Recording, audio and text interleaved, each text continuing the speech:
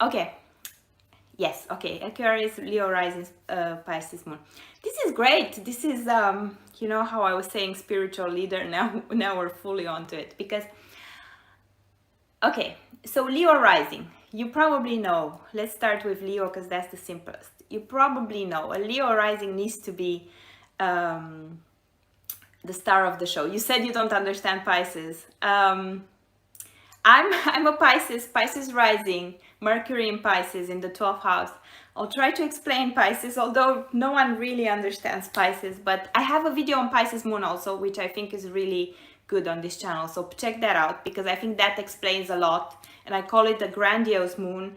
I talk about in there that most of the biggest artists that we know, Elvis, Michael Jackson, Prince, Frank Sinatra, loads more, all Pisces moons. So if you want to make it big, if you want to be the biggest, most well-known artist, you can do it with a Pisces moon. So it's a grandiose moon, but it's also very very sensitive. So it's big, but it's also very sensitive. So check that video out. But I'll try to give you an overview from here. So let's start first with the Leo rising. I personally love Leos. I'm also an Aries moon, but I love anything Leo because Leo just draws attention to itself. So if you have a Leo rising, you kind of need to be center stage. If you're not center stage, then something is absolutely wrong. Maybe a lot of other placements, but you kind of need to be seen. You need to be seen and valued for who you are, and all eyes are on you. And you can be really assertive, you can be really likable, you can be, like royal-like. Anything that's Leo is royal-like. Anything that's Leo gets respect. Anything that's Leo gets attention. Anything that's Leo is also very ambitious. So a Leo rising will make you achieve a lot in life, will make people think that you're valuable, that you are worth something. So that's a good rising. It's a great rising to have for anyone because it puts the eyes on you, and whatever you're doing in life then gets that attention and people respect it. This is another thing. I have to say though that your sun is probably in the 7th house in Aquarius. Maybe it's not, maybe it's in the 6th or 8th, dependent on where it's placed, but it's on the opposite side of Leo. That's good to know anyway. So there's also an emphasis of you placing value on other people. So there's an emphasis on you of really valuing the other people in your life. So you don't want to make it all about you. And I think this is a bad misconception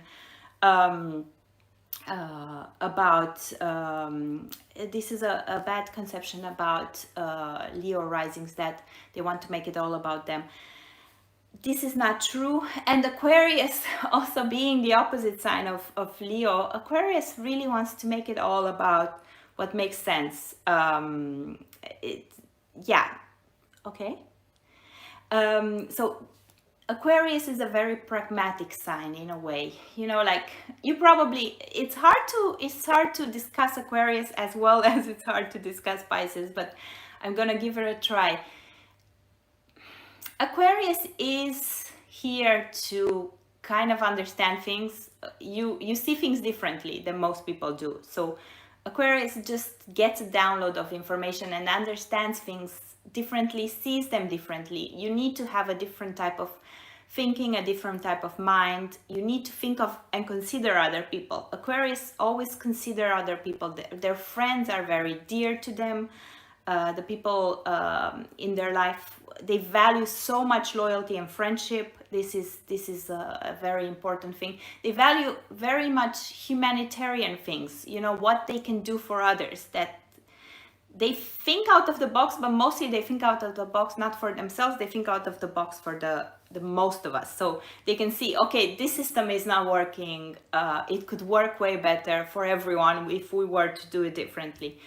So you the Aquarian mind needs to think of more people. So there's a bit of contrast here. So the Leo needs to take it in and be valued, and the Aquarius is kind of like, oh no, I don't like to be showy. Exactly this type of thing. I only like to be like rational and do things that make sense and things like that. So as a Leo and an Aquarius, I would say though that you are a leader. Any way you put it, you cannot not be a leader. So in a way, you are influencing people. In a way, people look up to you with respect. In a way, you have a bit of, this is the axis of leadership in a way. And they both go about it in different ways, but they both reach the same thing. Aquarius doesn't go about it, oh, look at me, how glam I am or so. It goes about it, look at me, how logical I am. I have thought this through for all of us. Follow me because I have an answer for you guys. And still both signs get loads of respect, and both signs get friendships that are very deep, and both signs get, yeah, it's a sign of you're the boss in a group of friends or somewhere. You are the boss. People respect you, people look up to you, and you seem to have it all under control. That's true, yeah. But at the same time, you have a Pisces heart. So on the inside, you know that you are a lot more sensitive than than the bossy side that's on the outside. So Pisces moon just feels a lot. And anyways, you being an Aquarius, these two last signs of the zodiac actually feel a lot, even if they feel it in different ways. They download information in different ways, but they download it from out there. So they are not fully from this earth. They are a bit stepping into another dimension. And the Pisces moon steps into another dimension in a very different way. So Aquarius is more information, is logical, while the Pisces moon is more emotion. So the Pisces moon can feel, that's why I call it the grandiose moon. That's why I say a lot of artists are into it. That's why I say Pisces moon loves music, because a lot of what they feel can be translated through a sort of art. So through music, through something that's not as concrete, writing as well. Anything that's an artistic form of expression, it's way easier for them to express than in actual words, because Pisces doesn't interpret information like Aquarius into concrete logical things. It interprets it maybe into a poem or into a song, or like Pisces kind of downloads information and makes it very artistic. So even how I speak, because I have a Mercurian Pisces, but I'm very practical Aries in a way, but it doesn't come out like very straight to the point. Pisces has the bit of fluff around it, the bit of, like it needs to put like a bit of a smoke show around it. So a Pisces moon really needs to express through an artistic mode. And I have the impression that you are highly intuitive. You probably can sense a lot. You probably can translate that into, in your case, you said writing. So I think that's probably, you can translate, you can be an excellent writer. So with a Pisces moon, pick your art and let it write itself. I really think like a Pisces moon with an Aquarius, you don't even need to, this happens to most writers anyways, but you don't need to focus too much.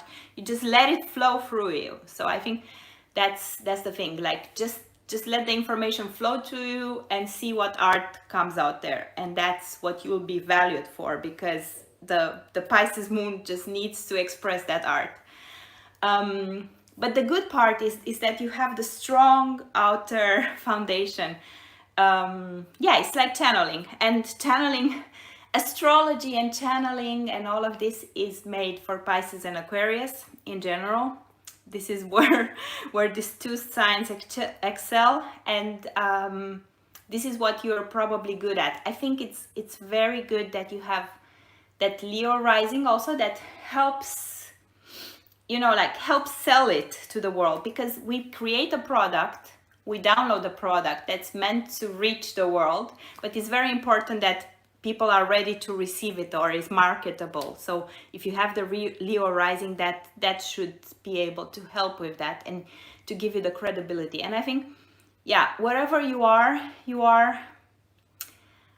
a leader in some way, even if a sensitive leader at heart, because people might not see your Pisces moon, but you are a leader, and use that force of leadership, but don't forget your artistic side. So let the art flow through you, and then as a leader, go out there and spread it with the world. I think it's a good combination. And it's a strong one, and I can see, yeah, if you're a writer, I can see loads of success coming from this. So yeah, I think it's a good one to have. Good. So I think that's it. If there are any more